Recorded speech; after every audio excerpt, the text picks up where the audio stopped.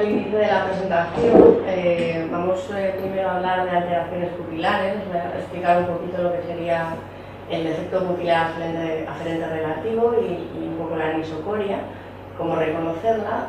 Luego pasaremos a las parálisis de pares craneales, el tercero, el cuarto y el sexto nervio.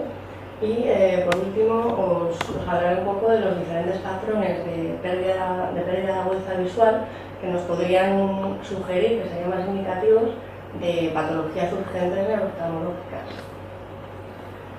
Bueno, primero, antes de todo, para meternos un poco en situación, vamos a hacer un repaso somero de la anatomía del cerebro, la vía visual, tronco cerebral y de los reflejos pupilares. Bueno, aquí tenemos un esquema de lo que sería el cerebro con la sustancia blanca, que son las conexiones entre las neuronas, y la sustancia gris, que son los núcleos de neuronas que tienen funciones especializadas en la corteza cerebral y también en el tallo.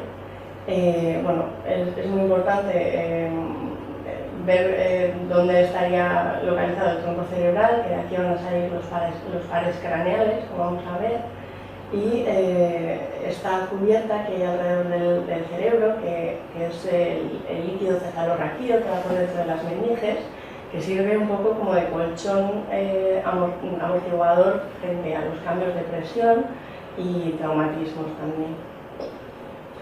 Este diagrama nos recuerda un poquito lo que es la vía visual. Aquí el campo temporal de la visión se reflejaría sobre la retina nasal y viceversa, y este impulso eléctrico se transmitiría por el nervio óptico hasta esta estructura que es el quiasma. Aquí las fibras nerviosas se cruzan, se forman, son las fibras nasales, las cruzadas, y las temporales serían las directas. Esto es importante porque a partir de aquí ya la vía visual ya va a estar compuesta por fibras de los dos ojos. Entonces, si tenemos una lesión a este nivel, ya no vamos a tener solo alterado un campo visual de un lado, sino tendremos los dos ojos implicados. Luego aquí haría conexión con una estación nerviosa que se llama cuerpo geniculado, y de aquí saldrían las radiaciones ópticas para la corteza cerebral, la corteza visual en el lóbulo occipital. Bueno, aquí tenemos este esquema que nos explica un poquito lo que os he comentado de las fibras cruzadas. Pero ya, supongo que ya lo sabéis, pero para recordarlo, cualquier lesión que nos afecte al nervio óptico simplemente solo va a tener una alteración a ese nivel de ese lado de ese nervio óptico. Siempre que la lesión esté a nivel de quiasma o sea posterior, vamos a tener lo que se llama un defecto que respeta la línea media vertical. Siempre que tengamos este signo, es algo que nos tiene que llamar mucho la atención, porque esa persona puede tener algún problema neurológico importante. A nivel del quiasma serían siempre, o a menudo serían efectos temporales, muchas veces bitemporales, en efecto típico, y luego a partir de la cintilla ya serían efectos homónimos derechos o izquierdos, que a veces pueden ser solo de un cuadrante, o pueden ser también una diagnosia completa.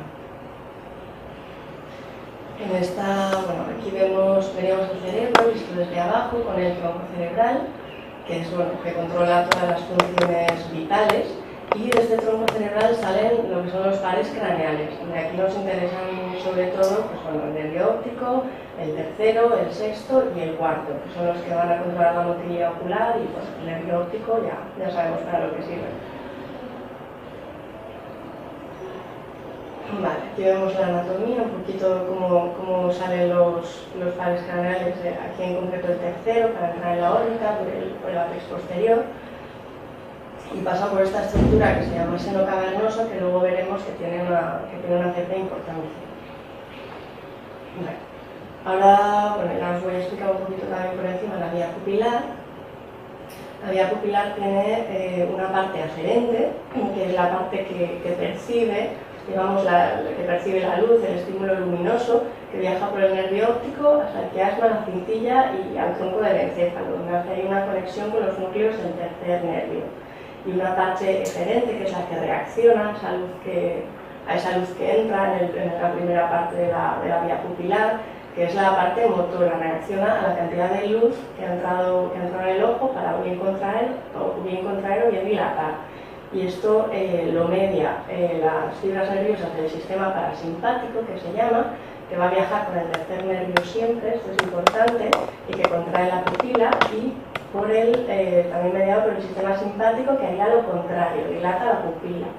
El sistema simpático y parasimpático, así no sé si nos suena chino, son sistemas especializados del sistema nervioso que controlan las funciones involuntarias, como la sudoración, el lagrimeo, y en concreto la pupila, la miosis y la midriasis. Normalmente son opuestos y están equilibrados.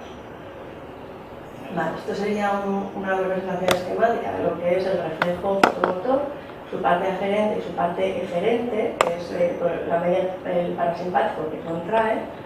Entonces, si esto es una linterna que ilumina uno de los ojos, se desencadenaría el impulso eléctrico que iría por el nervio óptico, por las fibras directas y por las cruzadas hasta estos núcleos de aquí, que son los núcleos del tercer par, que se comunican entre sí y envían el estímulo eferente simultáneo a las dos pupilas. No importa qué pupila iluminemos, siempre se van a contraer las dos porque hay una comunicación y el estímulo siempre irá a las dos. Esto es importante. Entonces, tenemos el parasimpático ocular que contrae, acompaña el tercer nervio, como vemos aquí, y el simpático ocular que hace lo contrario, está equilibrado con el parasimpático y dilata cuando disminuye la intensidad de la luz. El simpático ocular es un poquito, a diferencia del parasimpático que acompaña el tercer par, tiene una vía mucho más compleja, muy larga, que esto es importante para la patología. Nacería aquí del cerebro y baja por todo el cuello hasta el tórax y luego sube otra vez por el cuello, por la médula espinal, sube otra vez por el cuello y acompaña esta arteria, que es una arteria principal del cuello y del cráneo, que se llama la carótida. Esto es importante para problemas que luego discutiremos. Vale, pues nada, un poco explicaros lo que es el defecto pupilar aferente relativo y cómo reconocerlo.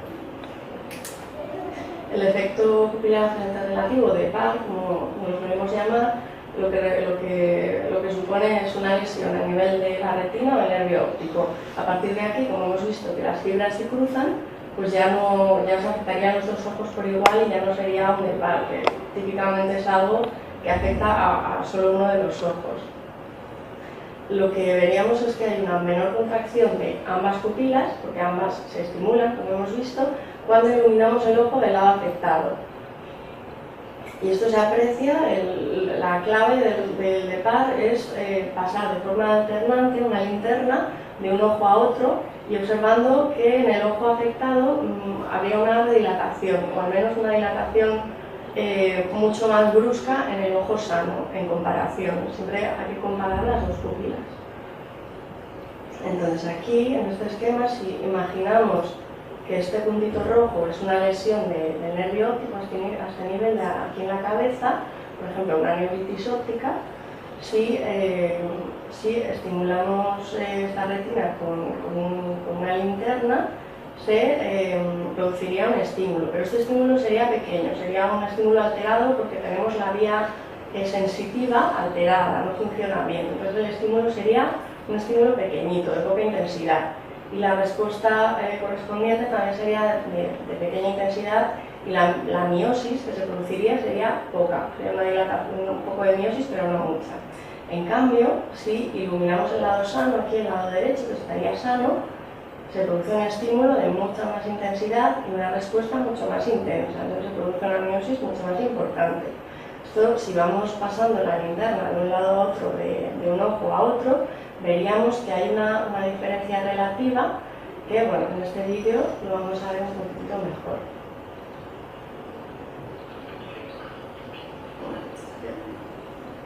Creo que el sonido, está el sonido.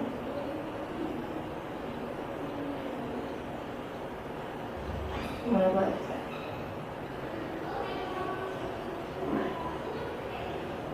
aquí lo primero que tenemos que evitar es esto, que haya reflejo de convergencia de acumulación. Si nos miran de cerca no vamos a poder explorar bien. Tenemos que pedir al paciente que mire un objeto lejano.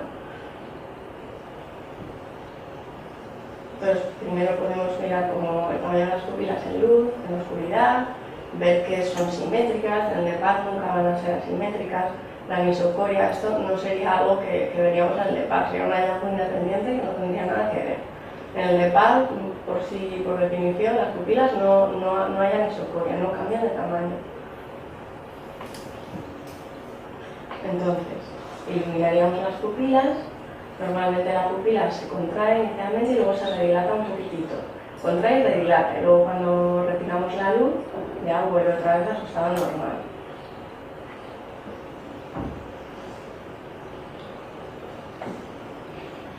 Esto sería una respuesta pupilar normal. Aquí no hay de par. Vamos cambiando la luz de un lado a otro y vemos que contrae de forma bastante totalmente simétrica en los dos lados. Esto aquí es que...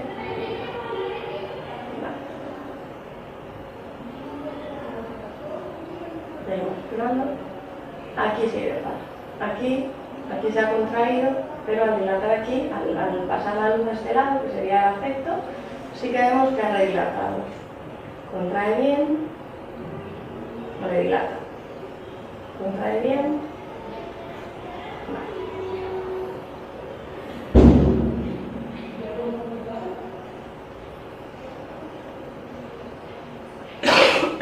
Luego aquí hay un tipo especial de DEPAR, un DEPAR ya ha llevado sus últimas consecuencias, que sería un ojo que no ve nada, un ojo totalmente amaurótico, que ni siquiera ve luz. Cuando iluminamos la pupila afecta, las pupilas inicialmente tienen el mismo tamaño, se contraen bien porque este ojo sí que recibe la luz y el estímulo pasa al contrario, pero cuando iluminamos solo el ojo afecto, la pupila no va a reaccionar, no hace nada, porque no hay estímulo. Vale. Entonces aquí vemos que el DEPAR lo que nos dice es que hay un problema aquí, en la retina o del nervio. Esto sería un vídeo de un paciente real.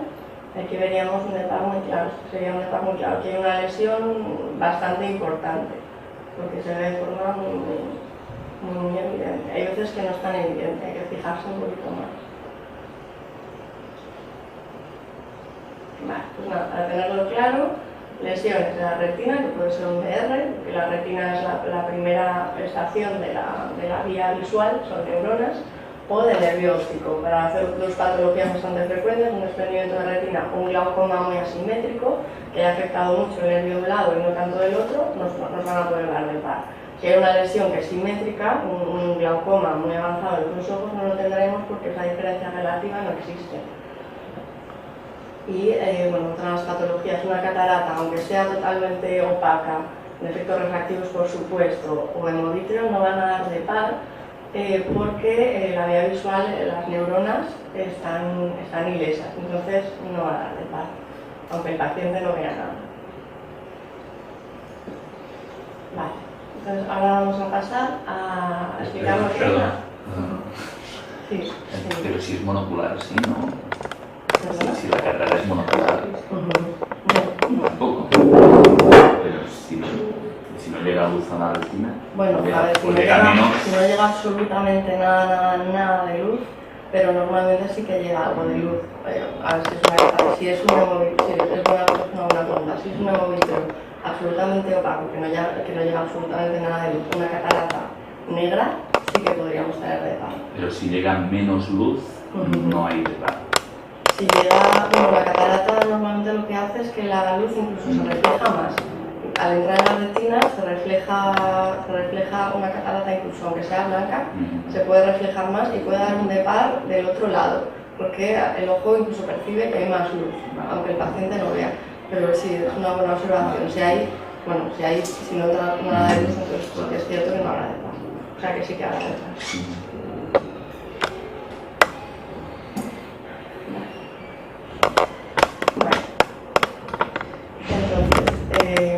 La anisocoria lo que nos va a la base que hay detrás de la anisocoria es una alteración de las vías eferentes, del simpático y del parasimpático, que hemos visto antes.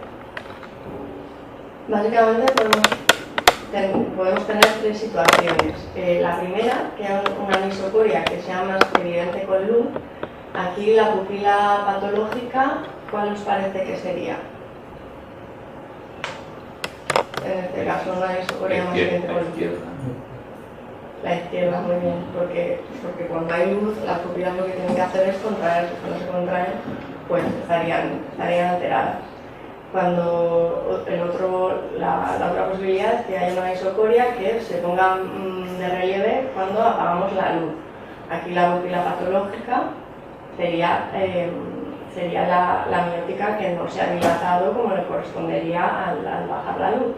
Y luego hay una tercera posibilidad, que es que haya una anisocoria que sea igual en luz y en oscuridad, que es lo que llamamos anisocoria esencial, que es algo muy frecuente. El aumento de la población lo tiene, muchas veces pues es algo que produce preocupación y ahí hay consulta, y bueno, muchas veces es una anisocoria esencial lo que tenemos. En este vídeo, bueno, aquí nos muestra todos estos tres casos. Aquí tendríamos en un medio iluminado, tendríamos una pupila dilatada, que al bajar la luz, pues esa diferencia disminuye, ¿no? Sería una alteración de la vía parasimpática.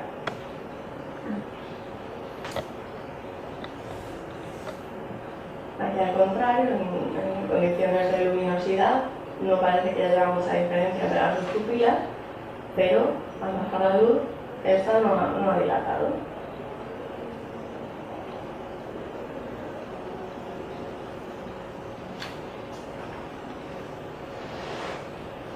Y aquí tenemos una diferencia de tamaño.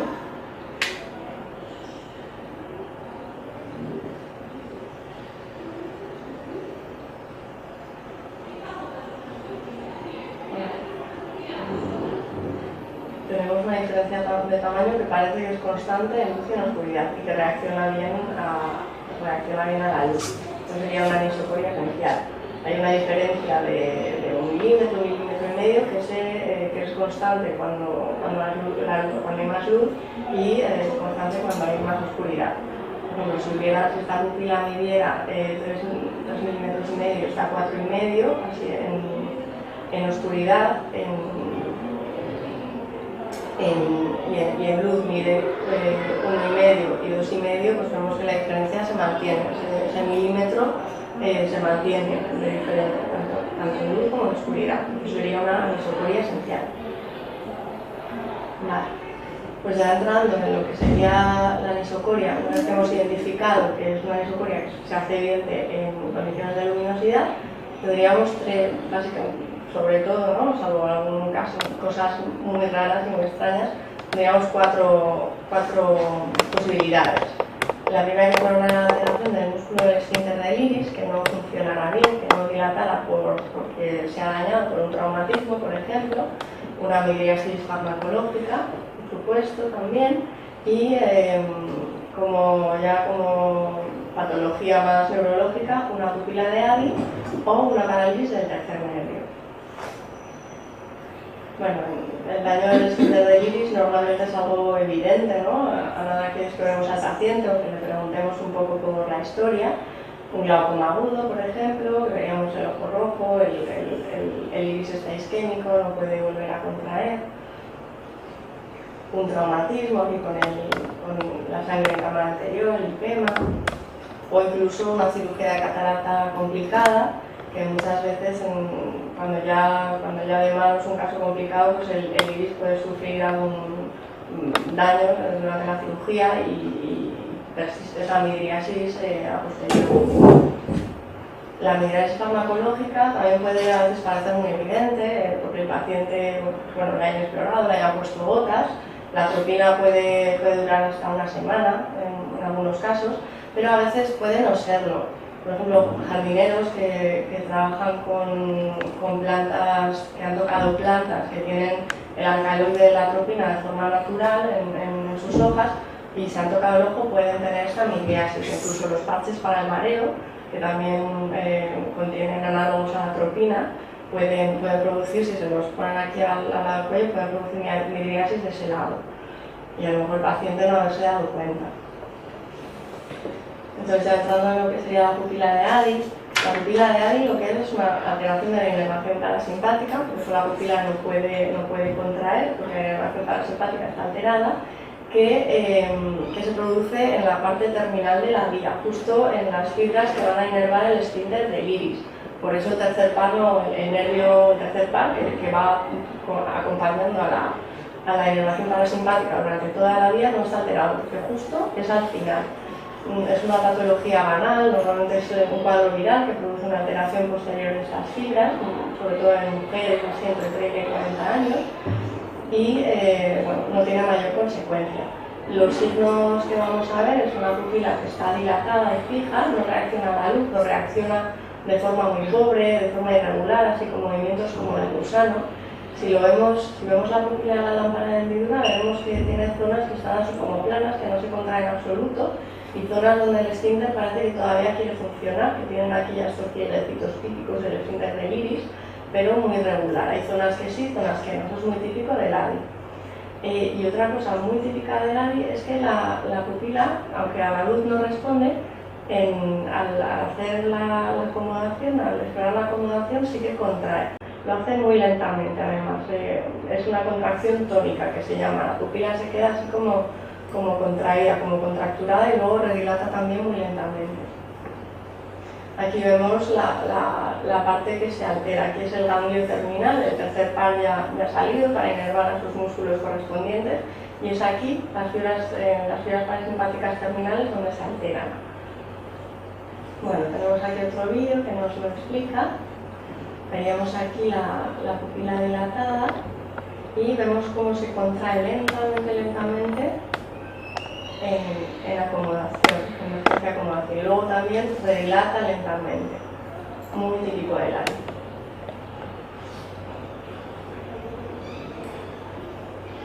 Vale, ya la otra causa, que es la más importante, la que tenemos que tener más en mente cuando tenemos este tipo de alteración de la pupila en luz, es la parálisis del tercero, la parálisis del tercero con pupila, que puede esconder una patología muy grave. Aquí vemos que el tercero sale del tronco del encéfalo, en la parte superior, para contraer. Si hay una alteración, la pupila se dilatará. Sale aquí el tronco del encéfalo, estos serían los núcleos parasimpáticos que van con él, y vemos que van siempre alrededor del nervio, van por la parte de fuera del nervio. Entonces, si tenemos algo que nos comprima el nervio dentro del cráneo, que va a ser con mucha frecuencia un aneurisma, porque en esta localización son muy típicos y están justo al lado del tercer nervio, pues lo primero que se va a afectar, de las primeras cosas que se van a afectar, va a ser la pupila. Entonces es muy sugestivo. Otros casos de parálisis no tienden a producir tanto la dilatación de la pupila como esta. Entonces siempre que veamos esto, un tercero con pupila, tenemos que pensar que ahí puede haber un aneurisma y referir de urgencia, pero de urgencia corriendo, porque es algo que bueno, puede tener consecuencias para la vida y se puede remediar. Pues bueno, aquí la diapositiva para que no se nos olvide. Tercero con pupila, aneurisma, urgencia vital. Vale, y ahora ya la última parte, la otra posibilidad que nos podemos encontrar en una anisocoria, que sería una pupila contraída, que es más evidente en la oscuridad. Aquí hay dos cosas que podemos encontrar. O bien, que hay una restricción a la dilatación porque el iris no funciona bien, o que hay un síndrome de Horner. La restricción a la dilatación sobre todo la vamos a encontrar como una secuela de la uveitis. La uveitis,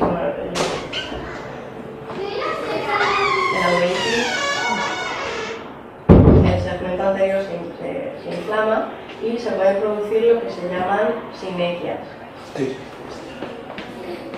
Lo que se llaman sinequias posteriores, que hacen que el iris se pegue a la cara anterior del cristalino y luego no se pueda volver a abrir. Eso también sería una causa obvia que podemos, bastante fácilmente identificable si preguntamos un poquito al paciente. O también si el paciente usa amióticos, que antes se utilizaban para bajar la presión, ahora ya no tanto, porque se ha visto que pueden dar mucha frecuencia efectos secundarios. Pero bueno, entonces tenemos, una vez descartado esto, una pupila que realmente es más pequeña de un lado y aumenta mucho en la oscuridad, pues tenemos que, siempre hay que descartar que hay un síndrome de Horner. El síndrome de Horner se caracteriza por la pupila un poquito más pequeña de un lado, que muchas veces tampoco es no llama mucho la atención, puede ser muy sutil, y por una pequeña ptosis, porque el simpático, que es lo que se alteraría en el síndrome de Horner, también inerva a un músculo elevador del párpado superior, que es el músculo de Miller, que es un músculo accesorio que también eleva el párpado, que es lo que hace que se nos abran mucho los ojos cuando estamos en situaciones de alerta. Las pupilas se dilatan, los ojos se abren mucho porque el simpático estaría funcionando. Como hemos visto antes, la alteración del simpático, de la vía del simpático ocular, el síndrome de Horner, puede suponer lesiones a muchísimos niveles, porque la vía es muy larga, por todo el cuello, por el tórax y hasta la cabeza con la arteria carótida. Entonces hay muchas situaciones patológicas que lo pueden producir. ¿Esto qué significa? Que puede ser urgente, puede ser algo grave, puede ser una patología severa o puede no ser nada. Entonces hay que estudiarlo, pero tampoco conviene asustar al paciente. Veremos una pupila un poquito más pequeña, como os he dicho, y que reactiva la luz, y la ptosis que es leve de 1 o 2 milímetros.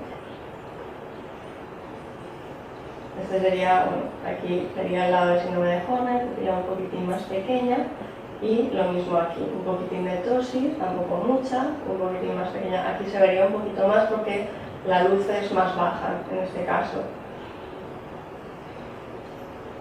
Vale. Pues en este vídeo también lo explica, vemos la angiograma pleural un poquito más cerrado, un poquito más cerrada, ptosis superior, también inferior, porque el párpado inferior también sube un poco, es una ptosis inversa. Vemos la diferencia en el tamaño pupilar, que tampoco es tan notoria, pero con la luz sí que se hace mucho más evidente. Al principio justo después de apagar la luz, lo vamos a ver mucho más, porque sí que dilata la pupila, algo dilata, pero lo hace de forma retardada, de forma mucho más lenta. ¿Este síndrome se puede dar en los dos ojos? Por poder, sería muy raro. Por poder en los dos ojos, que no pueda dilatar el movimiento de la presión pequeña. Sería como una coincidencia, ¿no? Extrañísima que justo tuvieras una lesión en los dos lados que te afectará al mismo tiempo y tenías un síndrome de Horner bilateral. Pero por poder puedes tener un síndrome de Horner bilateral. Si te afecta la vía del simpático de un lado y de otro, lo puedes tener.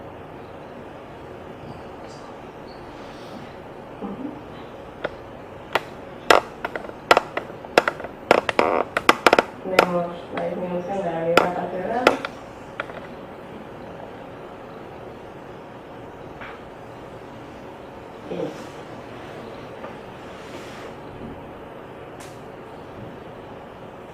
Vale. El síndrome de Horner, al igual que el ADI, que no os lo he comentado, pero el ADI, bueno, aunque sí que puede ser clínicamente muy reconocible, muy sugestivo, sobre todo la contracción de la pupila en convergencia, siempre hay que confirmarlo con pruebas farmacológicas. Ponemos colirios, en el ADI sería pilocarpina diluida y en el Horner sería apraclonidina, y eso nos va a confirmar que efectivamente hay esa alteración. Si se confirma con estas gotas, siempre hay que investigar, hay que hacer pruebas porque puede haber una patología importante, puede haber un tumor, puede haber puede haber de todo, y también puede ser que no encontremos nada o encontremos cosas que no tienen importancia. Pero como sí que puede esconder problemas serios, hay que investigar siempre referir para para descartar patología. Una excepción a eso sería el Horner congénito. Si vemos una persona ya, bueno, un niño mayor o una persona mayor que tiene un Horner congénito, el Horner congénito se reconoce porque hay una hipopigmentación del iris del lado afectado. Porque la melanina, la inervación simpática es muy importante para que el iris se pigmente en el desarrollo, cuando se es bebé. Entonces, bueno, un síndrome de Horner que ha estado ahí toda la vida, probablemente no vaya a ser nada amenazante. Entonces, bueno, según los casos se pueden investigar, se puede ir un poquito más tranquilo si es congénito. Vale, y ahora, bueno, comentaros una patología en concreto que sí que es urgente. Es un Horner que se acompaña de dolor de cuello de la cabeza del mismo lado y de un antecedente de haber tenido un golpe. Veíamos antes lo larga que es la vía del simpático y cómo se relaciona con la carótida. Hay veces que después de un golpe así de forma espontánea se puede producir aquí una separación entre las capas de la arteria carótida y aquí se producen coágulos y esto da un riesgo muy alto de tener un infarto cerebral, una hemorragia cerebral y habría que descartarlo. Entonces, un Horner en este contexto de me duele muchísimo justo este lado, que se me ha caído el párpado, me duele muchísimo y además me ha dado un golpe hace unos días, ahí siempre hay que descartar, enviar al hospital urgentemente porque puede haber esta disección de la arteria y hay que investigar. O sea, esto también sería una urgencia de correr. Vale, pues nada, ya hemos terminado con la pupila y ya vamos a pasar a comentar las parálisis de los nervios oculomotores, lo que es el estrabismo parético. En el estrabismo parético tenemos dos cosas importantes, dos cosas que lo van a distinguir de otros tipos de estrabismo. Va a haber limitación al movimiento en el campo de acción del músculo, los músculos afectados y por supuesto siempre va a haber diplopia binocular porque es un cuadro agudo. No ha habido tiempo para desarrollar ningún tipo de sistema de compensación, como sería un estrabismo pues, del niño o de toda la vida, ¿no? Entonces en este cuadro tenemos un poco las claves de cómo reconocer esta situación aguda de parálisis. Por supuesto, la diplopia. En el estrabismo parético, como ya os acabo de comentar, siempre vamos a tener la diplopia binocular aguda. Y en el no parético, pues bueno, a veces puede ser, pero no tanto. Muchas veces va a haber supresión, va a haber mecanismos de compensación que van a hacer que no haya esa diplopia. Luego la historia también, por supuesto, si hay un antecedente de estrabismo ya de toda la vida, pues si yo siempre he girado el ojo, pues ya vamos a saber que nos vamos a quedar también más tranquilos. Y luego en el estrabismo parético, pues siempre vamos a tener una limitación de la motilidad. Si es un estrabismo paralítico que lleva muchos años de evolución, pues puede ser más sutil, o bueno, no puede ser menos reconocible el patrón, pero bueno, cuando en el momento agudo siempre va a haber una limitación de la motilidad. Mientras en el estrabismo parético, pues la mayoría de las veces no la va a haber. Así que hay algún síndrome, por ejemplo el síndrome de Brown, que hay una restricción, el estrabismo congénito, donde hay una restricción y el músculo parece que no baja, o en el síndrome de Duane, que sería otro estrabismo del niño, donde también hay una restricción, el ojo no puede aducir, pues serían excepciones a esto, ¿no? Pero en general, pero bueno, ahí nos dirían que sí que hay una diferencia de estrabismo. En general, limitación de la motilidad, parálisis. Luego el estrabismo parético va a tener patrones característicos de limitación que ahora vamos a ver, según la parálisis del nervio afectado, y también muy importante la incomitancia, al hacer el córtex en las diferentes posiciones de la mirada. En el estrabismo parético, pues bueno, va a haber una incomitancia clara, muy clara. En el estrabismo no parético, pues a veces puede haber un poquitito de incomitancia, dependiendo de si es un síndrome restrictivo, como los que hemos visto antes, pues, o una fractura, o un estrabismo secundario a una fractura, pues puede que haya incomitancia, pero bueno, en general incomitancia parético. Bueno, la exploración del estrabismo, bueno, los 4 músculos rectos que tiran del ojo hacia arriba, hacia abajo y hacia los lados, y los oblicuos. Pero bueno, hacia arriba, hacia abajo, realmente no sería así, ¿no? Realmente bueno, no sé si esto es muy básico, vosotros ya lo sabéis de sobra, pero bueno. Al explorar la motilidad tenemos que mirar la acción del músculo en su campo correspondiente. Los oblicuos tiran del ojo hacia arriba y hacia abajo, pero hacia adentro, en aducción, mirando hacia la nariz. Sería el oblicuo inferior aquí, el oblicuo superior aquí. Los rectos lateral y medial, pues bueno, eso no tiene mayor complicación, hacia adentro y hacia afuera. Y los rectos superiores, pues al revés que los oblicuos, hacia arriba y hacia abajo, pero hacia afuera, hacia los lados. Y entonces, bueno, para explorar el estrabismo suele ser bastante útil trazar un diagrama, hacer como este aspa, un aspa aquí que nos represente los músculos verticales y una línea horizontal para los horizontales, y podemos ir anotando en cada cuadrante, en cada posición cardinal de la mirada que correspondería a cada uno de los músculos. Podemos anotar el porcentaje de funcionalidad que tiene. Un 100% es la normalidad. A partir de ahí vamos disminuyendo según lo afectado que esté ese músculo. Sería una forma útil, aunque en ese momento no sepamos exactamente qué músculo es el afectado, pues lo dibujamos y luego lo podemos pensar. Entonces, siempre exploraríamos en cada una de las posiciones cardinales de la mirada que el músculo hace su recorrido completo. Aquí sería un paciente normal, no tiene ningún tipo de limitación.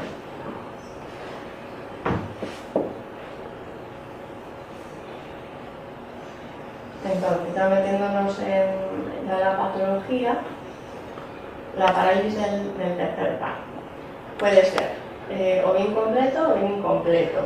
Bueno, como sabemos que el tercer par inerva todos los músculos del ojo, excepto el oblicuo superior y el recto lateral. Si fuera completa tendríamos solo una acción del recto externo y el oblicuo superior. Entonces el ojo estaría para afuera y para abajo. Entonces sería una parálisis completa, pero a veces puede no serlo, puede ser incompleto. Entonces tendríamos grados de afectación diferentes, más leves, según los músculos que estuvieran implicados. Y puede ser con la pupila dilatada, si se afectan las fibras parasimpáticas, como hemos visto, o con la pupila normal. Entonces, bueno, aquí vemos todos los músculos que inerva el tercer par, bueno, prácticamente todos, incluyendo el elevador del párpado superior, por eso vamos a tener una ptosis si se afecta de forma completa. Y el ojo, pues en este patrón completo, pues estará así, para abajo y para afuera. ¿Por qué? ¿Para abajo por qué? Para abajo porque el oblicuo superior todavía funciona, entonces empuja el músculo para abajo. Y hacia afuera porque el recto lateral también está sano y empuja el músculo hacia afuera. Aquí tendríamos un paciente con una parálisis que sería completa en este caso. Vemos que para afuera mueve bien, para arriba no tan bien, para abajo tampoco muy bien, para afuera bien, para abajo sí que mueve bien, para abajo bien porque funciona el oblicuo, para afuera bien, pero para adentro, para arriba, no. Vale. Esto sería una parálisis incompleta, con la pupila conservada. Hay un poquito de tosis, pero no es una tosis total, el ojo se quiere estar un poquito para afuera y para abajo, pero no parece un paro completo. Y en cambio aquí pues sí que sería completo, ya tenemos que levantar el párpado para ver el ojo y la pupila vemos que está dilatada. Vale. Luego, bueno, la parálisis del cuarto par, que muchas veces nos trae un poquito de cabeza, porque al ser un músculo infiliotorsor, pues tiene y muchas veces ser cuadros así muy larvados en las paredes congénitas, pues puede bueno, dar mucha confusión y a veces es muy difícil de reconocer. El cuarto nervio es un nervio muy largo, es el más largo de todos y además es muy finito y es muy sensible a los traumatismos. Un traumatismo, un golpe en la cabeza, al ser el nervio así, nos puede producir una parálisis de este nervio de forma muy fácil. Es muy típico que en un golpe en la cabeza se nos pueda afectar este nervio y tengamos una parálisis del cuarto aguda. Bueno, como hemos dicho, pues es un músculo inferior que mueve el ojo hacia abajo y hacia la nariz. Entonces, al tener este componente inferior, si el músculo, si el nervio se paraliza, el paciente va a tener una inclinación, una tortícolis hacia el lado contralateral a la parálisis, que es la característica más llamativa de este cuadro. Muchas veces ni siquiera saben por qué tienen la tortícolis, lo han tenido toda la vida y no son conscientes de ello.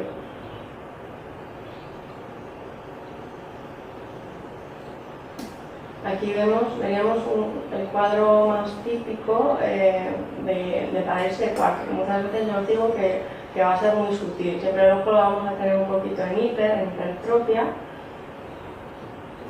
y cuando es muy evidente veremos esto: el ojo sube. Aquí el oblicuo inferior está funcionando, no tiene oposición del oblicuo superior, que tendría que estar empujando el ojo para abajo, entonces el ojo sube.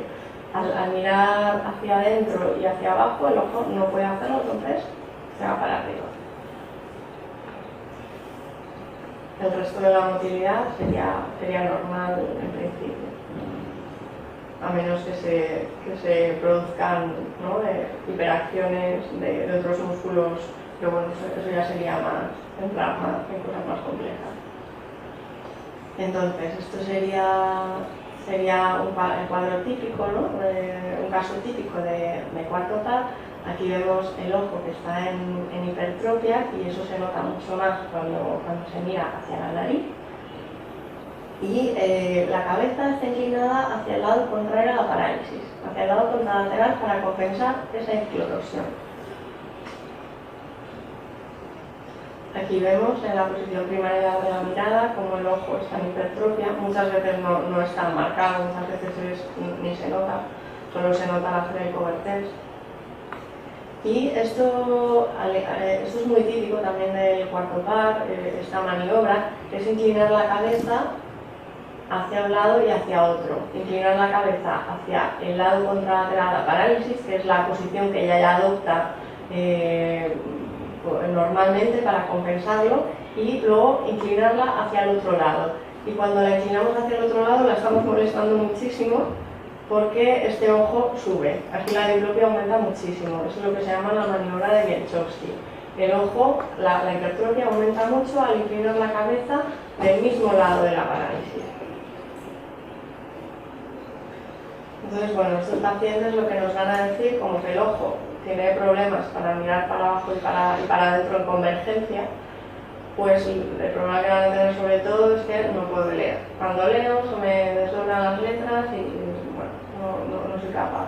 Y luego para bajar las escaleras también igual. Para bajar las escaleras me mareo, no consigo ver bien. Es muy típico del cuarto par. El cuarto par, bueno, es muchas veces la parálisis es benigna.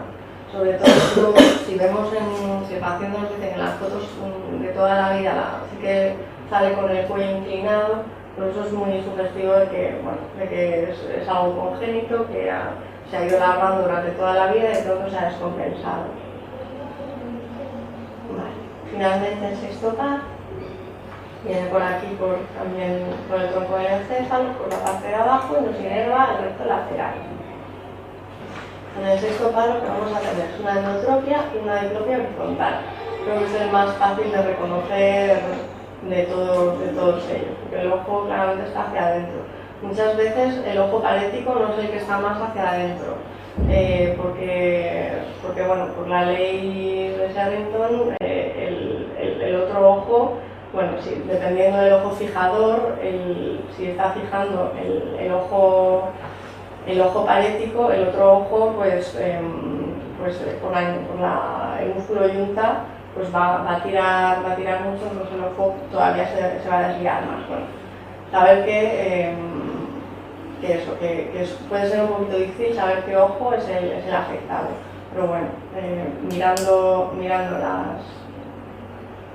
los ojos en las posiciones cardinales, pues va a ser evidente. Porque aquí no puede, este ojo no puede ir para afuera, este recto lateral está afectado.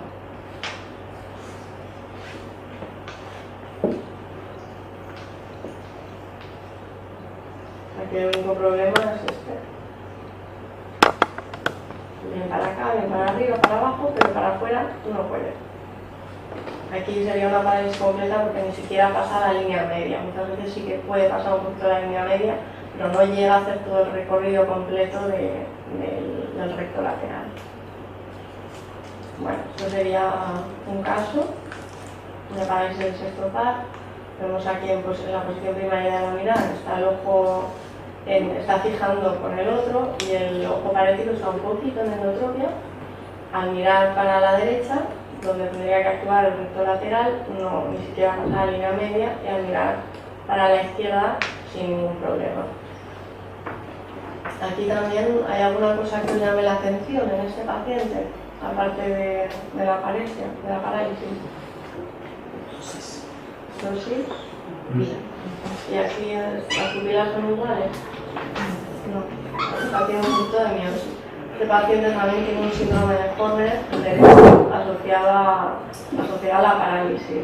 Siempre que veamos algo combinado, un Horner con una parálisis, una pupila con un tercero, urgente también. Las cosas combinadas, este paciente también tenía un aneurisma que estaba comprimiendo la carótida, que va con el simpático, estaba comprimiendo a la vez el sexto. O sea, los cuadros simples, bueno, pero siempre cuando hay algo combinado, pupilas y motilidad, malo, hospital. Bueno, como causas de las parálisis oculomotoras hay un montón. La más frecuente en personas mayores es la microvascular, que es un pequeño impacto del nervio que no tiene no suele tener mayor consecuencia y que muchas veces es reversible. La mayoría, a los 4 meses, ya casi no tienen nada. Esta sería una causa muy frecuente. Luego, en los casos de cuarto nervio, una compensación de una parálisis congénita también muy frecuente, se ve mucho. Traumatismos también del cuarto par, que ya hemos dicho que es muy largo y es muy sensible.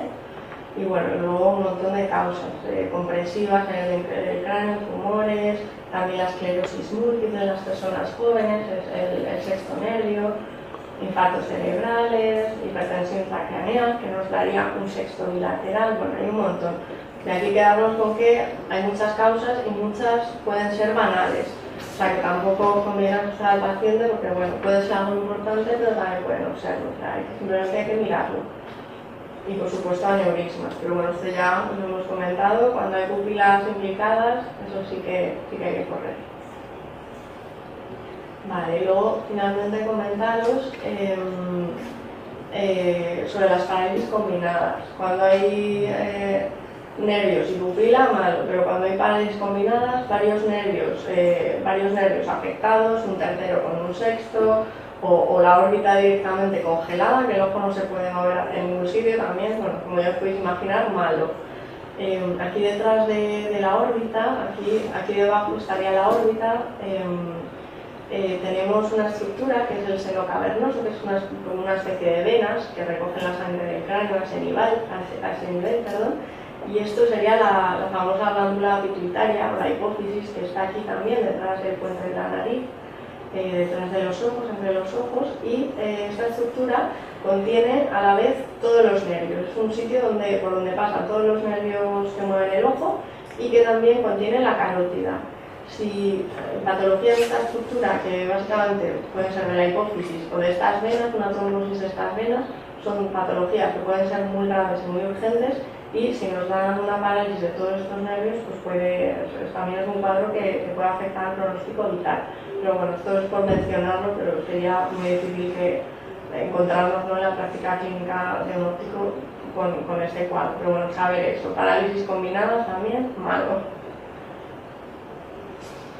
Vale, entonces como conclusiones, pues eso, que la clave para reconocer una parálisis, que es una diplopia, habría una diplopia binocular aguda, con limitación en el campo de acción del músculo, músculos correspondientes, o un coberter subincomitante, y un coberter subincomitante.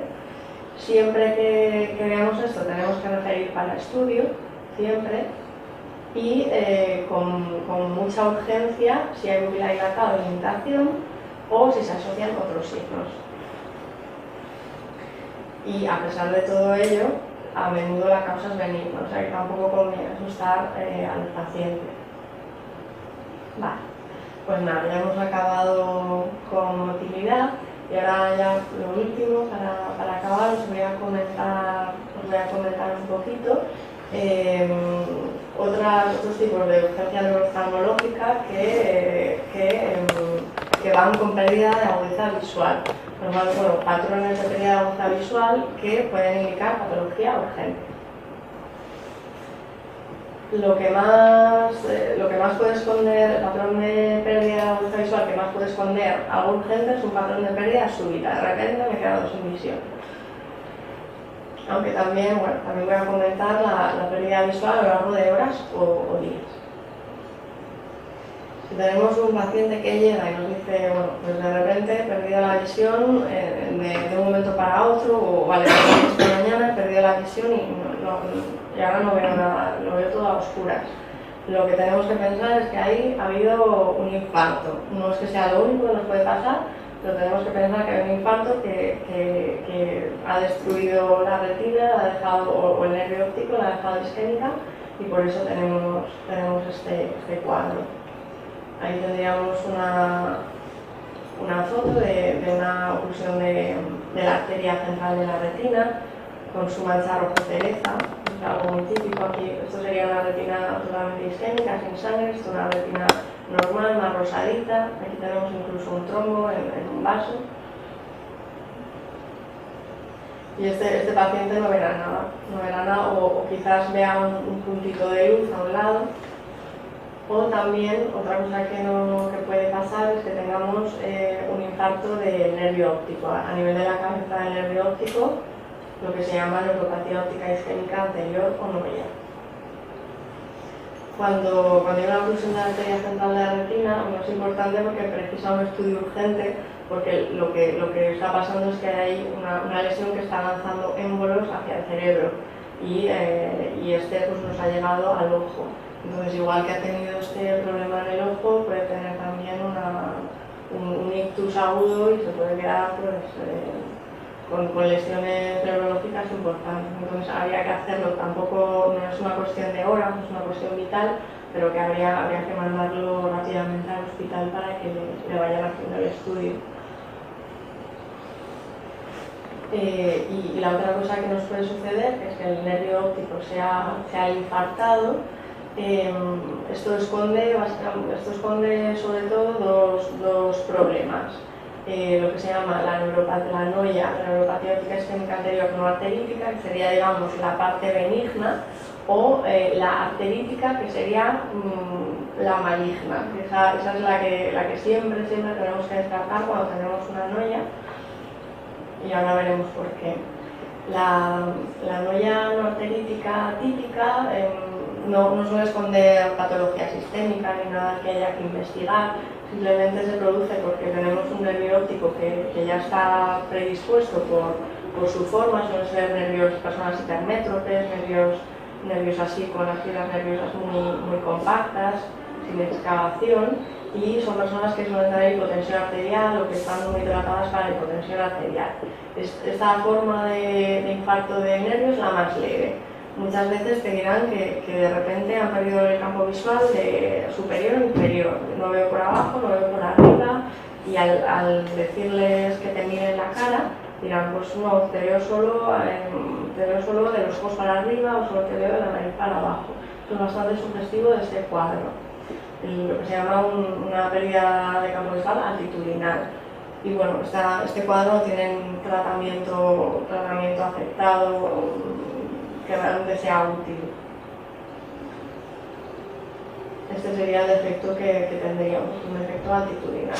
Pues está la línea media, pero la línea media horizontal.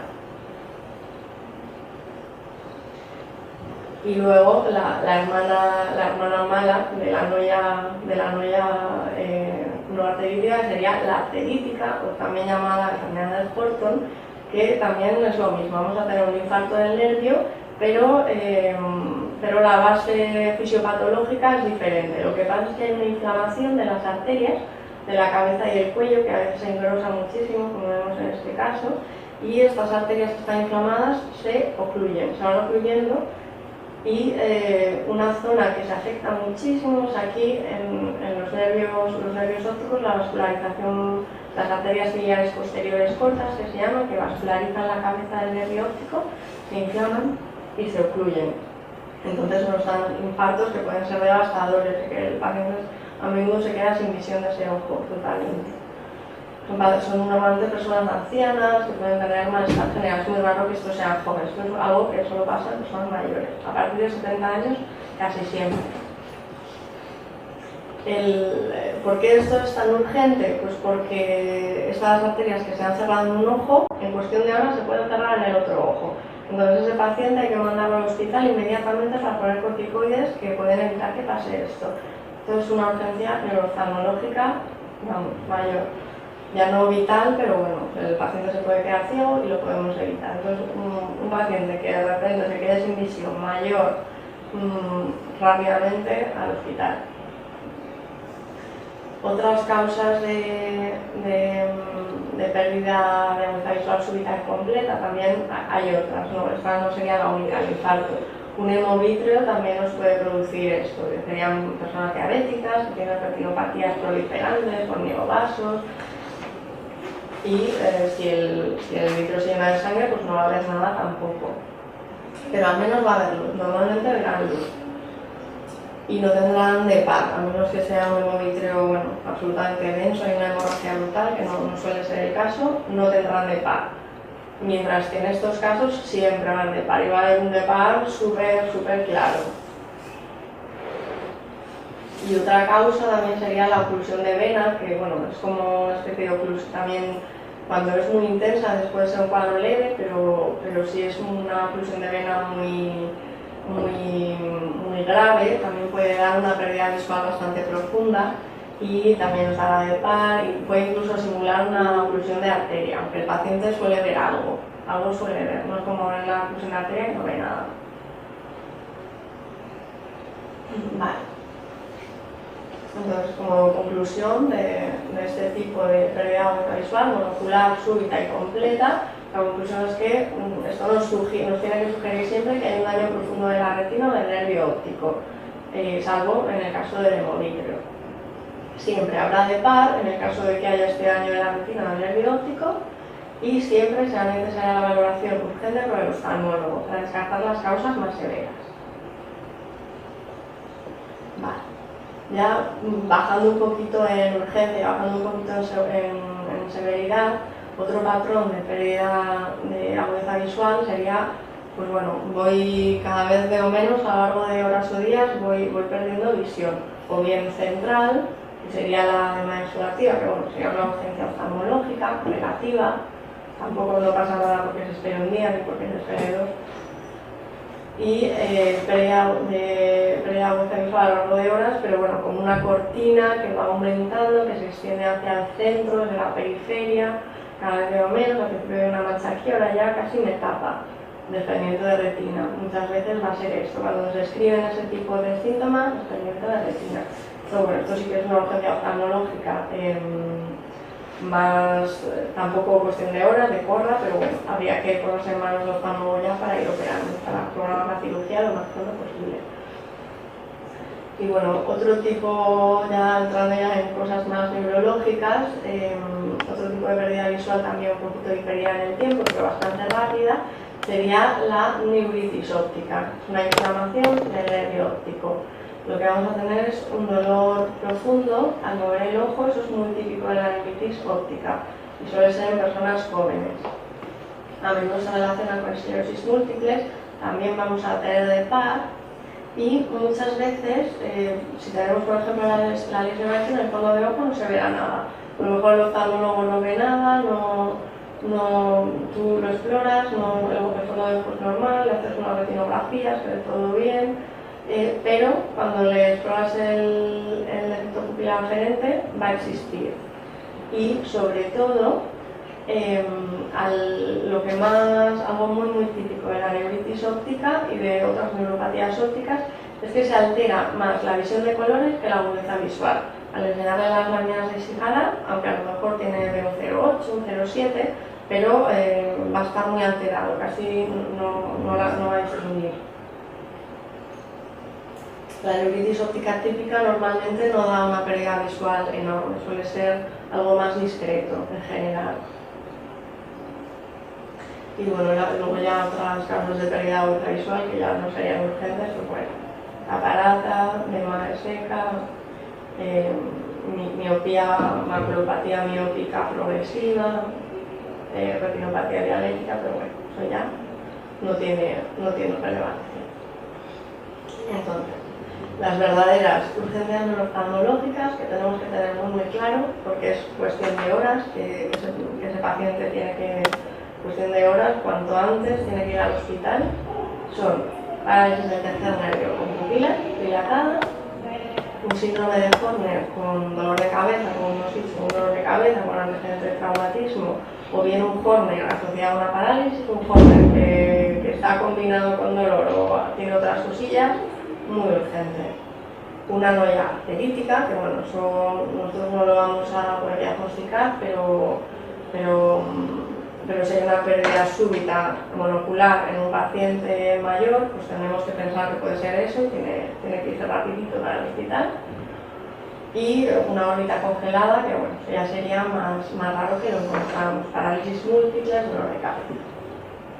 Vale, pues quizás ha sido más rápido de lo que yo pensaba, que pensé que iría más... quizás iría más lenta. Sí, No sé si queréis hacemos los casos ya. Si os parece, seguimos, ¿no? Pues si tenéis alguna pregunta o alguna duda.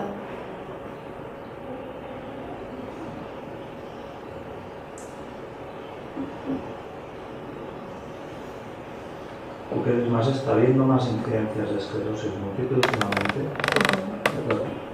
Yo en óptica no te voy a decir si haya visto o no, pero colaborar en un hospital se ven más de las que uno desearía, ¿no? Sí, sí, no. Pero hay más incidencia que años atrás, ¿o lo sabes tú? Pues esto la verdad es que yo no lo sé. No sé si...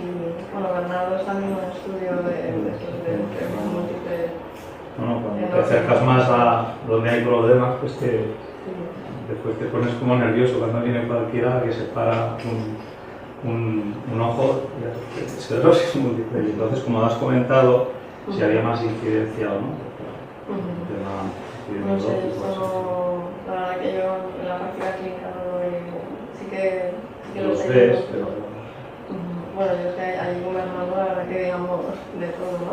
Pero tampoco se veía tanto la esclerosis múltiple. Ahí cuando estaba reclutando un estudio, tampoco había tantos casos. De vez en cuando vas viendo, hay muchas neuritis ópticas que al final luego les hacen la resonancia, los estudias y no sale nada, ¿no? Pero sí que es importante, siempre que veas una neuritis óptica, hacer la resonancia, porque a lo mejor luego con el tiempo puede salir, ¿no? Que hasta un 30% de las neuritis ópticas con el tiempo acaban teniendo esclerosis. Vamos, que no es sinónimo, tener una neuritis óptica no es sinónimo de tener esclerosis, lo que se llama neuritis aislada, ¿no? Como hallazgo clínico aislado. Sí.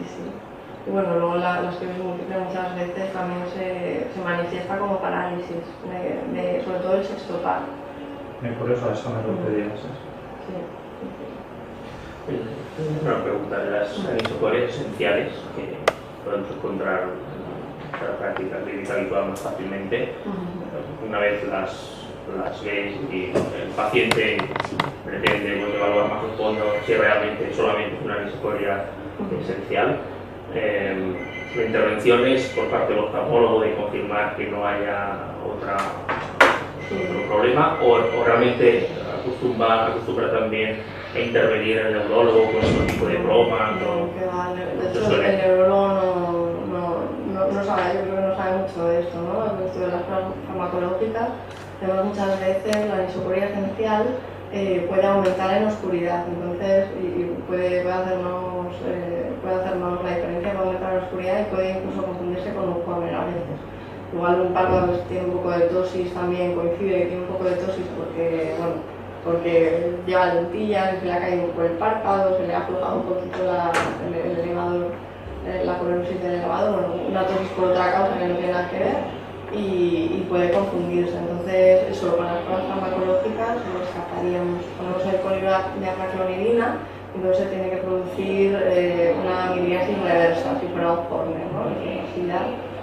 La derivación correcta es al oftalmólogo y no pensar que a veces el paciente te induce, pues voy a ir al neurólogo. No. Sí, el neurólogo le cascará una resonancia. Sí, por eso. Y ya se quedará tranquilo, pero bueno, que la mayoría de las veces no es necesario. Las anisocorias esenciales son más frecuentes en anisometropía. Pues que yo sepa, no. Yo sepa. Nunca he leído en su estado esa asociación. No quiere decir que. Porque sí que lo vais viendo. Bueno, yo es una observación que he hecho que a veces me coinciden las dos cosas, pero no he leído nada al respecto, ni mucho menos. Pero en la anisometropía es importante, también a veces observas que uno de los ojos tiene un poquito de tosis, es decir, que hay también una asimetría facial que, como si fuera un cuadro un poco, es una impresión a lo mejor sobre 3 cascos, o sea, que tampoco te puedo. Era por ver si tú conocías si estará establecido. No. ¿Y un ojo verde y uno azul? Un ojo verde y uno azul. Pues bueno, hay veces que eso es algo que no se asocia a ninguna enfermedad ocular, simplemente es algo congénito, pero hay veces que o bien se puede asociar a uveitis, hay un tipo de uveitis que puede darse alteración de la pigmentación del iris, que se llama uveitis de Fuchs. Y luego el síndrome de Horner, que también puede, porque que haya una inervación simpática correcta, pues eso es muy importante para que la melanina se vaya formando y se vaya pigmentando cuando somos bebés, ¿no? Entonces, cuando somos bebés nacemos con los ojos azules y en los primeros meses de vida el ojo se va pigmentando y es muy necesaria la inervación simpática para que ese proceso se produzca. Entonces, serían 2 causas de diferente color de iris entre los 2 ojos que tendrían una causa médica, ¿no? Otras causas, hay veces que simplemente algo congénito que no está asociado a nada. Pero bueno. Una pregunta.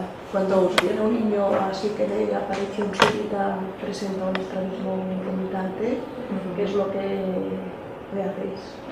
Pues bueno, le aparición súbita intermitente, pues con ver que no tiene un patrón parético, si es que puede tener un sexo, o puede tener algún tipo de parálisis, pues normalmente se hace una resonancia. Y si ya descartas cualquier... Pues hay veces que puede ser simplemente una inflamación, muchas veces en los niños simplemente una inflamación, una neuritis que puede ser viral y se porque a veces puede por darse un golpe, se da un golpe y aparece... bueno, sí, también puede ser traumático. Sí. Bueno, depende del caso, ¿no? Habría que, como tratamiento. Depende del caso, si no lo ves claro, si no es una causa clara, pues siempre hay que hacer imagen. Y como tratamiento, ¿qué es eso que es? Pues depende también del caso, en los niños. Pues si es un cuarto que tiene una hipertropía importante, mayor de 15 dioptrías, pues muchas veces se opera. Si es algo congénito que no es recuperable, que después de un tiempo pues no se recupera, o incluso van a un mes, pues se opera, depende. Sí, muchas veces los niños lo compensan muy bien, van así con la cabeza, incluso se les opera solo para que recuperen la tortícolis y al menos no tengan dolor de cuello ni esta postura constante. Hay veces que siempre van a tener, pero bueno, con la posición de la cabeza muchas veces se va compensando y hay veces que no hace falta hacer nada. Depende un poco de la ¿Hacéis tratamiento ortóptico? Pues yo esto del tratamiento ortóptico la verdad que no sabréis vosotros más que yo, no soy ninguna experta, pero bueno, yo donde trabajo en el ICR sí que tienen un departamento de ortóptica bastante bueno y hacen cosillas, pero bueno, no sé. Y otro caso, que hace poco me encontré con un niño que de golpe empezó a ver mal, o sea, es un niño con una hipermetropía de 7 dioptrías y de golpe pues empezó a ver mal. Entonces lo remitieron a un hospital para que le hicieran todas las pruebas, no encontraban ninguna patología y parecía de hecho que era un problema acumulativo, le dijeron que era un estrés y que fuera el psicólogo. Entonces, no sé, estos casos, porque yo lo estuve tratando con terapia visual y ahora volveré a ver al 100%, entonces no sé. Bueno, muchas veces los niños así en situaciones de estrés o no pueden tener espacios acomodativos o a veces lo que parece una parálisis de la acomodación, que le pones lentes positivas y de pronto pues ya te ven, ¿no? Y lo ves dentro al mes y ya está bien. Pues muchas veces sí que hay... Pero puedes remitir así sin hacer nada se puede remitir. Muchas veces remite solo. Yo creo que son cuadros muchas veces que se asocian a componente psicológico y muchas veces remite. Pues si no remite, pues o bien les pones unas gafas con +2 y con eso ya pues pueden leer. Por ejemplo, tengo una niña que le pasó esto, que de pronto no veía de cerca, no era capaz de acomodar, no se sabe por qué, no había ninguna patología neurológica asociada. Fue una temporada con gafas de cerca para leer en el cole, para hacer los deberes y a los 4 meses pues ya no tenía nada y ya veía perfectamente. Con respuesta a la luz también, ese caso. O sea, sí que no respondía a la acomodación, pero sí que al estímulo luminoso. Bueno, normalmente suelen acomodar, incluso converger bien. Si ves que hay una insuficiencia de convergencia clara, pues también ya lo tienes, ¿no? Ahí sí que harías terapia ortóptica, terapia visual, harías ejercicios de convergencia y eso también les haría mejorar. Pero bueno, sí, depende del caso. Y claro, siempre, por supuesto, explorarlos bien, descartar que haya nada, ¿no? O sea, siempre miras de par, pupilas, convergencia, que todo esté bien. Si todo está bien, pues bueno, ya vas acotando y eliminando.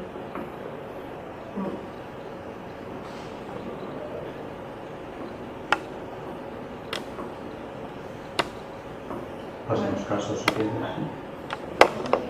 Pues nada, el primer caso clínico, un chico de 35 años y bueno, nos consulta porque desde esta mañana se ha levantado y ve borroso. Y además le han dicho en su trabajo, pues, ¿qué te pasa? Que tienes una pupila mucho más grande que la otra. Le miramos la pupila y vemos que la del ojo derecho sí que está mucho más dilatada. Entonces apagamos la luz y la diferencia de tamaño disminuye. Le enfocamos con la luz de la linterna y vemos que no reacciona. ¿Qué pensaríamos aquí?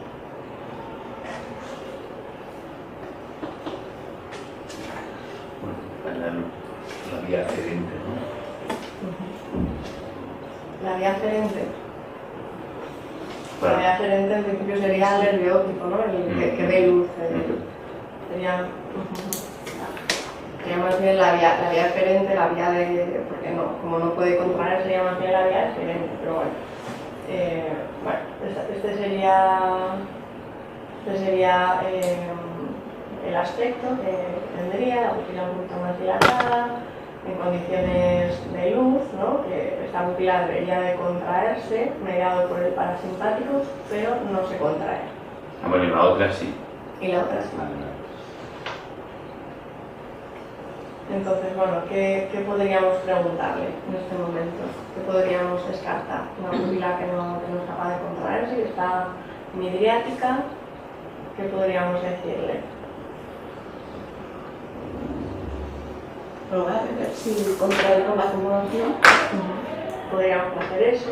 Pero bueno, antes de ya ponernos a explorar, le vamos a hacer un poco de historia y le vamos a preguntar si, bueno, te has puesto gotas, has ido al oftalmólogo o te has puesto algún parche para el mareo, algo que te pueda haber dilatado así la pupila, o te has dado algún golpe. No, ni me he puesto gotas, ni soy jardinero, ni me he dado ningún golpe, no, esto ha sido así espontáneo, no asocio nada, ¿no? Entonces, bueno, le tomamos visión, podemos tomar la visión y vemos que la unidad en lejos, en los ojos, y ve 0,4 en cerca, en el ojo derecho, que es el ojo de la pupila dilatada. En el izquierdo, pues de cerca ve la unidad. ¿Qué es lo que pensaríamos aquí? Lo que hay afectado. Había una afectación de la inervación parasimpática, en principio, ¿no? Podríamos pensar de la inervación parasimpática, bueno, no os lo he comentado, pero la inervación parasimpática de la miosis y de la convergencia van asociadas. En el caminito ese que hacían con el tercer par hasta el ojo, van siempre asociadas, convergencia, acomodación. Entonces aquí parece que de un ojo se ha alterado la convergencia y la acomodación, porque en cerca ve mal, le ponemos un más 1,50 y ve bien. Entonces, podríamos pensar en una alteración de la inervación parasimpática. ¿Qué otras cosas debemos de explorar? Porque hay una alteración de la inervación parasimpática, de la pupila está dilatada y no puede contraer, que recordando por dónde iban esas fibras, acompañando al tercer par, ¿qué es lo que tendríamos que hacer ahora? Es importante. Dar mirado visión, dar mirado la pupila, ¿cómo está? La motilidad, muy bien. Entonces le miramos la motilidad, vemos que efectivamente no hay limitaciones, tiene un poquito de exoforia, emisión próxima, no hay problema. Y le miramos ahora la convergencia y vemos que la pupila se contrae. Aquí ya que pensaríamos. Afectación de la vía parasimpática, la pupila está dilatada, no responde a la luz, al mirar de cerca, al mirar la convergencia se contrae. ¿Qué pensaríamos? ¿Qué sería esto? Probablemente sería una pupila de Ari. Entonces en este momento pues, lo que tendríamos que hacer es referir para estudio y poner, como hemos comentado, hacer un test con gotas que nos confirmará o nos descartará. La de Ari es la que se confirma o descarta con pilocarpina. Exacto. Y que es que si contrae con pilocarpina es positivo o negativo. No, lo que se hace, lo que pasa en la pupila de Adi es que está denervada y cuando los nervios no están ahí. Y cuando pasa eso, la pupila, los órganos terminales de los nervios son muy sensibles a las gotas, son extremadamente sensibles. Entonces lo que hacemos es diluimos la pilocarpina, que normalmente está al 1%, la diluimos al 0,1%, que eso normalmente en una pupila normal no produciría ningún tipo de reacción, y la instilamos en el ojo afectado. Si se contrae, nosotros ya sabemos que es un ADI, porque hay una hipersensibilidad que se llama por denervación. Esta sería la prueba farmacológica que haríamos. Entonces, bueno, aquí lo que pensaríamos que realmente es un poco alarmante, ¿no? Una pupila donde vemos que claramente hay una alteración parasimpática, pero es muy raro que un aneurisma nos dé solo una pupila y nada más, y no haya ninguna alteración de la motilidad. Entonces nos podemos quedar bastante tranquilos en este caso. Y luego, lo de mirar, como ya os comenté antes, al mirar la contracción pupilar en la acomodación, esa contracción tónica, si queréis lo miramos otra vez el vídeo, que es algo muy sugestivo de Ari.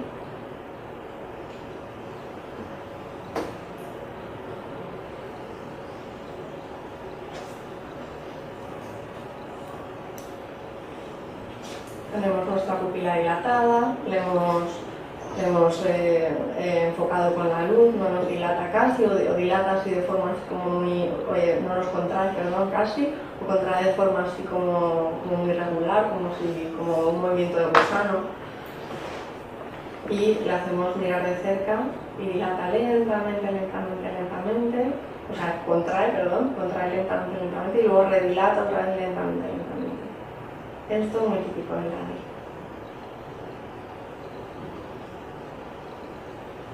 Entonces, con esas dos cosas, con el hecho de que no haya ninguna alteración de la motilidad y la contracción tónica en acomodación, nos podemos quedar bastante tranquilos.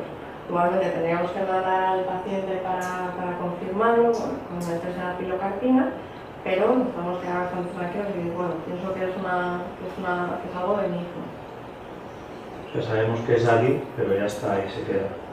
O sea, si se confirma... Si se confirma, lo que le podemos decir es que, bueno, hay veces que se hace bilateral y con los años la pupila se va contrayendo hasta hacerse miótica. A veces nos encontramos otra causa que nos he puesto de pupila miótica que aumenta en la oscuridad y sería un AVI, porque esa pupila con el tiempo se va contrayendo y luego ya casi no es sensible a la luz, se queda así como tónica y contraída.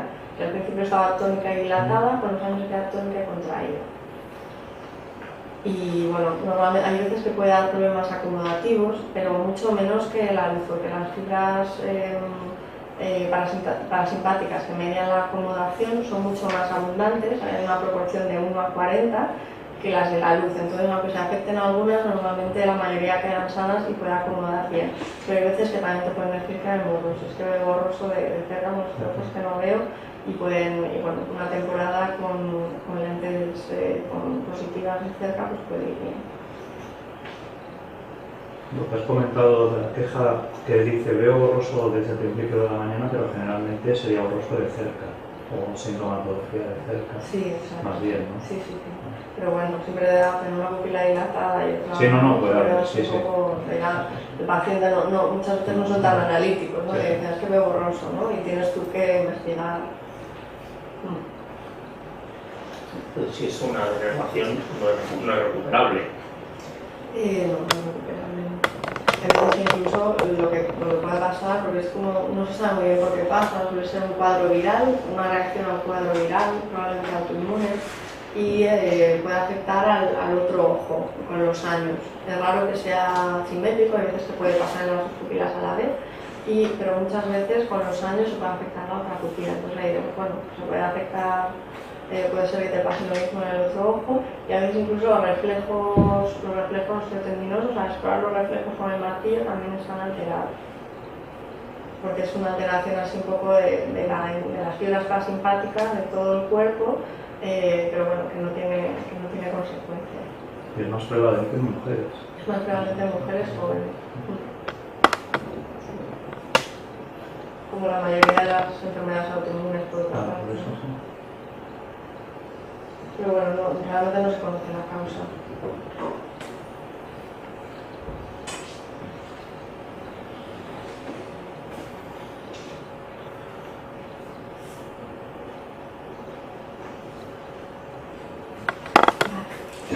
Pues nada, segundo caso clínico. Llegan las mujeres de 68 años que nos consulta porque de esta mañana ve doble. Hay veces que también incluso en las diplopias nos pueden decir que veo borroso. A mí hay veces que me han dicho simplemente veo borroso y tú le miras la visión tal, no te fijas bien y hay personas que es que no son analíticas, no se dan cuenta, no cierran un ojo, simplemente de repente ven borroso. Si la diplopia no es muy evidente, ¿no? Si solo hay un poquito de diplopia, si el ángulo es pequeño, pues a lo mejor simplemente ven todo así como borrosillo y no te lo pueden decir. La mayoría de las veces sí que te dicen, no, veo doble, ¿no? Pero hay veces que no. Entonces lo primero que haríamos sería comprobar que la diplopia es macular, bueno, supongo que ya lo hacéis vosotros mejor, ¿no? Con el test de Word, pero una forma fácil, mirando simplemente un punto de luz, con un ojo lo veo bien, con otro bien, con un ojo sí, ahora lo veo doble. Exploramos a continuación, exploramos la motilidad y vemos que en las posiciones cardinales de la mirada, hacemos nuestro diagrama y vemos que aquí, aquí y aquí no, el músculo no llega, se queda, no hace el recorrido completo. Tendríamos un recto medial, un recto superior y un recto inferior del ojo derecho. ¿Y qué pensaríamos? ¿Qué cuadro parético nos puede estar afectando aquí? De los que hemos dicho, el cuarto, el sexto, el tercero.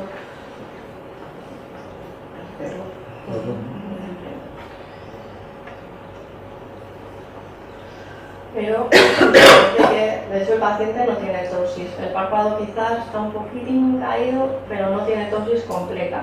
Solo tiene esas limitaciones en esos músculos, pero no es una ptosis, no es una parálisis del tercero completa como hemos visto. Ese ojo que está hacia abajo y hacia adentro, hacia abajo y hacia afuera, perdón. No. Sería un tercero derecho en todo caso incompleto. Entonces ahora hacemos el cover test. Vemos que tiene una exotropia y una hipotropia del ojo derecho que es incomitante y es mayor en la mirada a la izquierda, que es cuando en la posición de la mirada donde esos músculos tendrían que estar actuando pero no actúan. O sea, un cover test incomitante, exotropia y hipotropia. ¿En qué nos fijaríamos ahora? Tenemos un tercero que es incompleto, ¿qué es lo que le tenemos que mirar inmediatamente? Es un cuadro combinado, ¿no? No sería un cuadro combinado, tenemos solo un tercero.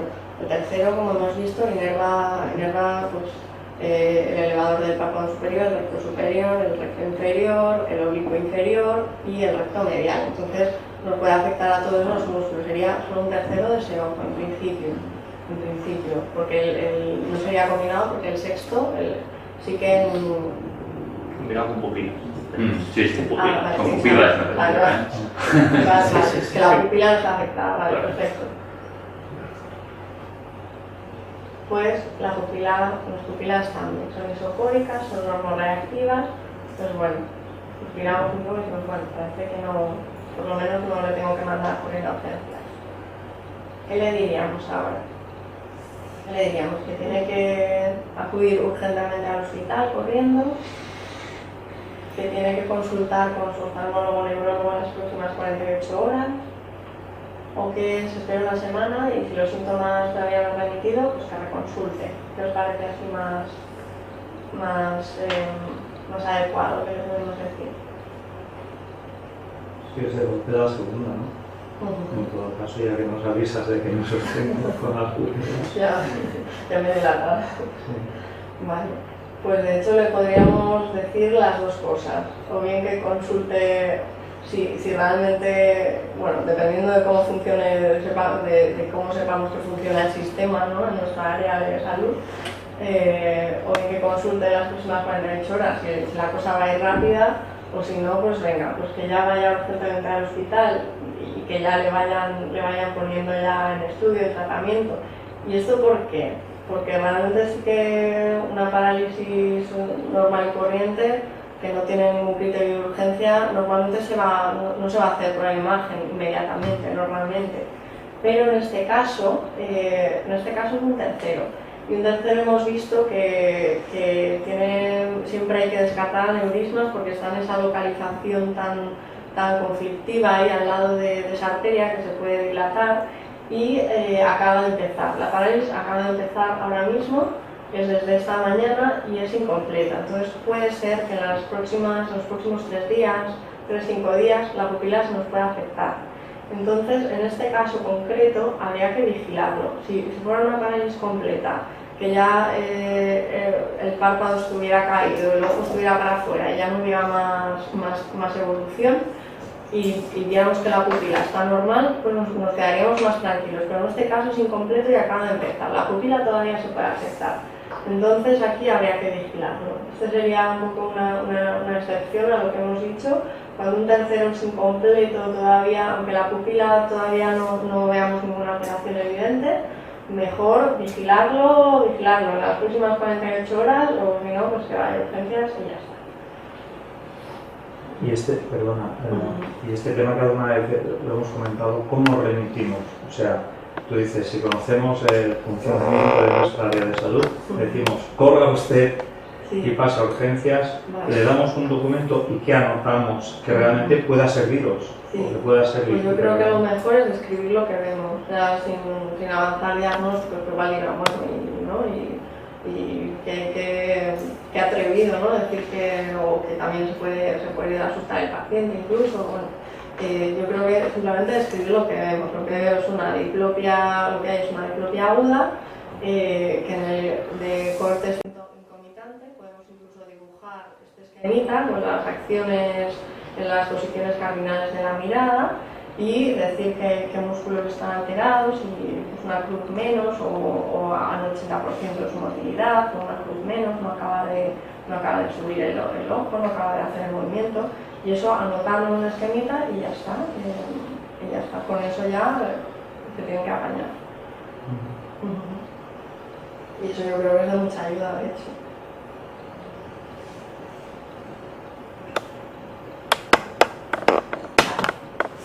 Pues nada, poniéndonos en nuestro caso, también un hombre de 75 años, que viene porque desde hace 3 días, pues también W, no tiene otros síntomas, está sano, no tiene nada más. Lo primero, comprobamos que la distrofia es inocular, efectivamente es inocular, y exploramos la motilidad. Antes de hacer cover test, después exploramos la motilidad. Vamos mirando las posiciones cardinales de la mirada y vemos que aquí, donde en la posición del recto lateral, al mirar para acá, en esta dirección, está alterado. El ojo no acaba de tirar para allá, se queda ahí en la línea media y no hace todo el recorrido. ¿En qué pensaríamos aquí? Un recto lateral. Va. Este sería el señor que viene a vernos. Al mirar para allá, el recto lateral no pasa la línea media. Ahora le estamos pidiendo que mire hacia su izquierda y no pasa la línea media. Hacemos un cover test y vemos que tiene una endotropia incomitante que es mayor en la mirada a la izquierda. Y de hecho tiene un poquito de tortícolis también, porque cuando está mirando en esta dirección, cuando los ojos están dirigidos hacia su derecha, está mucho más cómodo, no tiene tanta diplopia, entonces viene así. Eso también es muy típico de los sextos, que mientras los cuartos suelen venir así, los sextos vienen así, porque así está mucho más cómodo. Si mira para allá, entonces ahí sí que ve doble, ¿no? Le miramos la pupila, como en toda parálisis, tenemos que mirar la pupila y los párpados. Los párpados están normales, las pupilas normales, no tiene ojorre, no tiene un anisocorio. ¿Qué le diríamos aquí? Le diríamos que fuera urgentemente al hospital, que consultara lo antes posible con su neurólogo oftalmólogo para comenzar el seguimiento, o que se espere una semana y que consulte si no reduce los síntomas.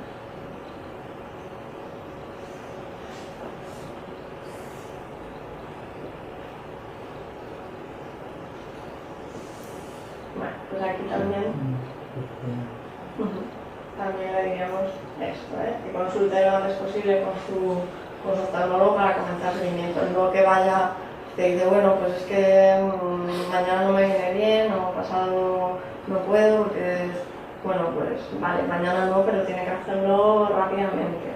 Y estamos bien seguros de que no hay nada más, de que le hemos explorado las pupilas y que no hay nada más, que realmente está todo bien, que solo hay el sexto, que el paciente nos dice que no tiene dolor de cabeza, no tiene otras cosas, pues bueno, tiene que mirárselo cuanto antes, pero bueno, no es nada, no tiene que ir corriendo al hospital, porque bueno, ya es una parálisis completa que no tendría en principio nada más.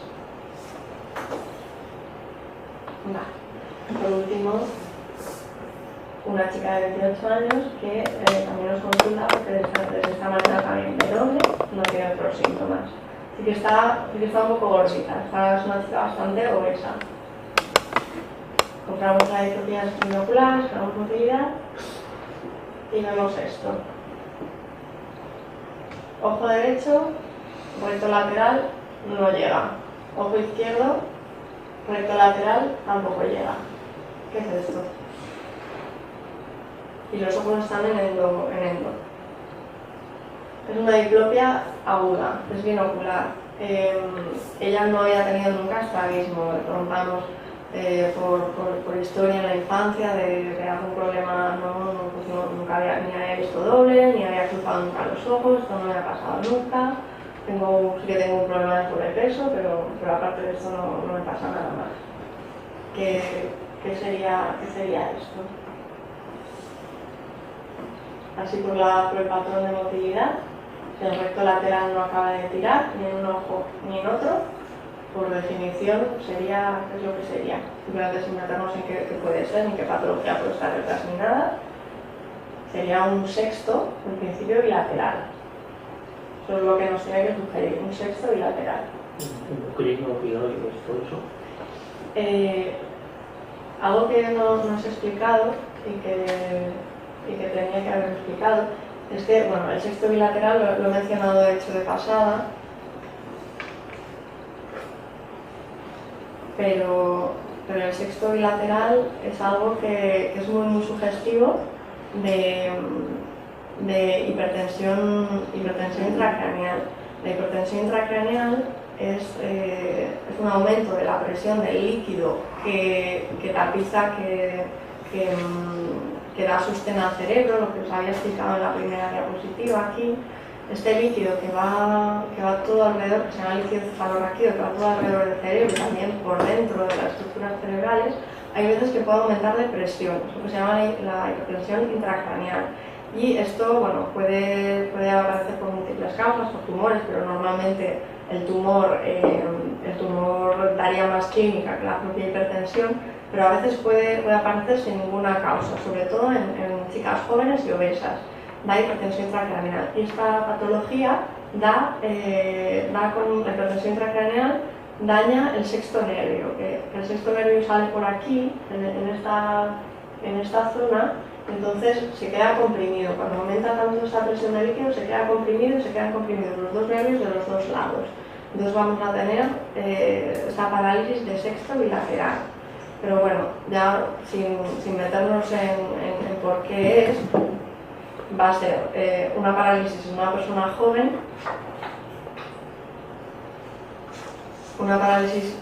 joven, que además es bilateral, entonces urgencia. A demanda de urgencia. Bueno, en general, un poco recordando las causas de las parálisis oculomotoras, muchas veces en personas mayores muchas veces son banales, porque son como pequeños microinfartos que luego se recuperan y que no tienen consecuencia. En personas jóvenes sí que hay que investigarlo, porque muchas veces pueden esconder una esclerosis múltiple, si es bilateral, un sexto, una hipertensión intracraneal. Entonces, pues sí que ¿Los estarían bien? aquí en principio sí, no estaría bien, porque no hay ni Horner ni nada, pero es un cuadro complejo, tienen los nervios motores oculares afectados. Entonces, cuadros complejos, un nervio afectado más una pupila que sea un síndrome de Horner o que sea una midriasis en luz, o dos nervios afectados, un patrón de estrabismo que afecta a dos nervios, pues eso es algo que casi siempre es algo importante y se ve.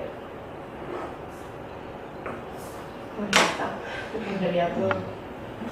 Si tenéis más preguntas o más cosas, Sobre la aplicación del cuarto par por trauma, conocer las posibilidades de recuperación. ¿Hay algún tipo de prueba por imagen que se puede llegar a saber si va a haber una recuperación o no, o solamente en la clínica de la atrofia que queda?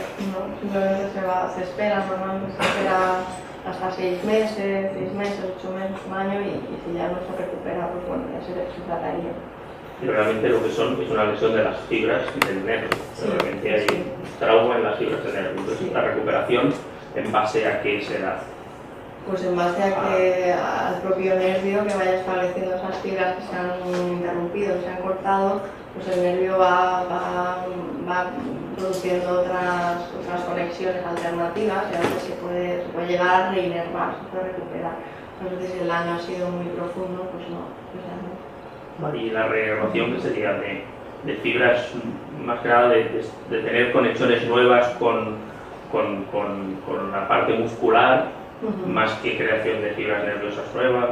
No, a nivel de donde el nervio se ha seccionado, donde el nervio se ha interrumpido, que puede ser en cualquier punto del cráneo donde haya habido un cizallamiento, una alteración de ese nervio brusca, pues a ese nivel pues, se van restableciendo las conexiones. Pero bueno. A nivel de gente que tenga problemas de tiroides, ¿cómo afecta a los pares craneales? Los pares craneales no se afectan. En la orbitopatía tiroidea lo que se afectan son los músculos directamente. Lo que pasa es que aumenta mucho la grasa en la órbita y los músculos se infiltran. Los músculos normalmente es tejido muscular sano, pero en la orbitopatía tiroidea se van como infiltrando, se van inflamando. Es un músculo muy grueso, cuando hacemos el escáner de la órbita es un músculo muy engrosado y ese músculo no funciona bien, no tiene una acción y a veces incluso ya no solo es que funcione bien, sino que se fibrosa y produce como bridas, y por ejemplo si tienes una afectación del recto inferior que está muy engrosado, en el momento agudo que está inflamado pues puede fallar, ¿no? Puede fallar porque está inflamado, pero luego cuando se fibrosa es como si hubiera ahí una brida que está tirando el ojo hacia abajo, entonces sería un estrabismo restrictivo que se llama. También sería incomitante, podría dar un cobertez incomitante, pero es porque es un patrón restrictivo, que es lo que os comenté, igual que los estrabismos del niño, que también tiene un defecto de la inervación, un defecto muscular, como el síndrome de Duane o el síndrome de Brown, que también son patrones restrictivos, en el caso del Brown y del Duane, pues que la inervación ya desde pequeñito, ya desde el nacimiento, pues no es adecuada. Este engrosamiento que dices de la musculatura, supongo que haciendo un tiroidismo, es el que justifica el signo exoftálmico. Sería por eso, porque el exoftálmo es sí, por la grasa y por los músculos. Toda la órbita, el tejido de la órbita se expande y por eso se hacen las descompresiones estas orbitarias, ¿no? Que lo que consiste es en horadar el hueso a través de la órbita para hacer como más espacio a toda esta órbita que se está expandiendo y se pueda meter para adentro, porque como no tiene espacio, la órbita es un espacio estanco, pues todo se va para afuera, todo el contenido de la órbita. Y a veces incluso de toda esta compresión tan importante, el nervio óptico también se puede comprimir, se puede producir una neuropatía óptica. Eso también sería algo urgente, ¿no? Pero bueno, es bastante excepcional. Un paciente hipertiroideo con una orbitopatía tiroidea brutal que está inflamada y que pierde visión, también eso es una urgencia porque el nervio óptico se está comprimiendo y se está dañando en cuestión de días. Y ahí habría que hacer una descompresión orbitaria urgente, que es lo que os he dicho, que es la cirugía que va tallando las paredes de la órbita y que abre un poquito de espacio para todo este tejido que no nos comprima tanto el nervio óptico. Una serie lateral. Acostumbra a ser bilateral, puede ser asimétrica, porque normalmente hacen como brotes y se inflama toda la órbita, se inflama.